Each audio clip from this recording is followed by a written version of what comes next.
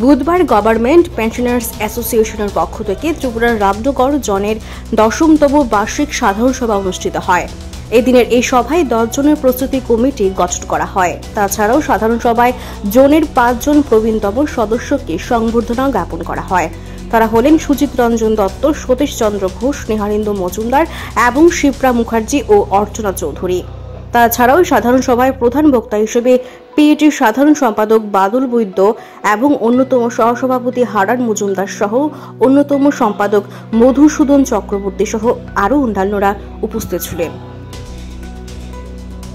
Government pensioners association Tripura এবং এই government pensioners association ত্রিপুরার একটা জোনাল কমিটি হল রামনগর জোনাল কমিটি।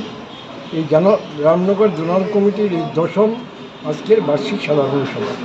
এই সাধারণ সভায় আমরা এখানে মিলিত হয়েছি।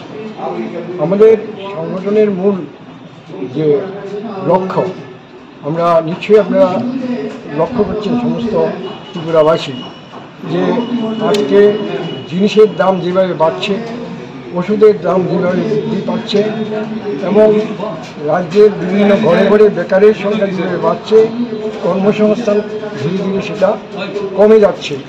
ফলে সারা রাজ্যের মধ্যে একটা অস্থির পরিস্থিতি চলছে। আমাদের পেনশনার বলেন, পারিবারিক পেনশনার বলেন, সাধারণ মানুষ আজকে সারা রাজ্যের মধ্যে তার অধিকার রক্ষা করার ক্ষেত্রে বিপর্যয়ের মধ্যে চলছে।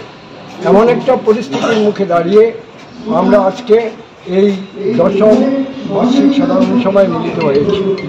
সারা দেশ এবং আমাদের রাজ্যে বিভিন্ন জাতি, ভিত্তি, ধর্মের, বর্ণের মানুষের মধ্যে যে ঐক্য, একতা আজকে বিপন্ন, এই বিপন্ন প্রতিকূল পরিস্থিতির মুখে দাঁড়িয়ে আজকে আমাদের এই বার্ষিক সাধারণ সভা।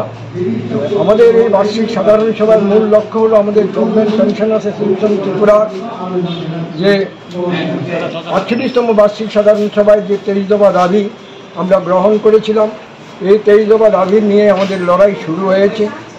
আপনারা জানেন যে আমরা 21শে ফেব্রুয়ারি আমাদের এই 23 দফা দাবি নিয়ে গভর্নমেন্ট পেনশনার্স অ্যাসোসিয়েশন ত্রিপুরা আমরা 2 ঘন্টার গণ অবস্থান আমরা করেছিলাম।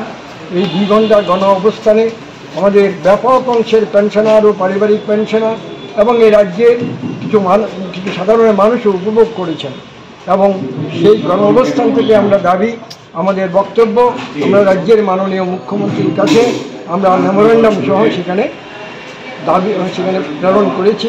সেখানে আমরা দাবি করেছিলাম যে আমাদের এই 23 দফা দাবি যে গুরুত্ব এবং প্রয়োজন তার সম্পর্কে রাজ্যের মাননীয় মুখ্যমন্ত্রীর কাছে আমাদের উপস্থিত ডেপুটেশনের মাধ্যমে সেটা তুলে ধরা।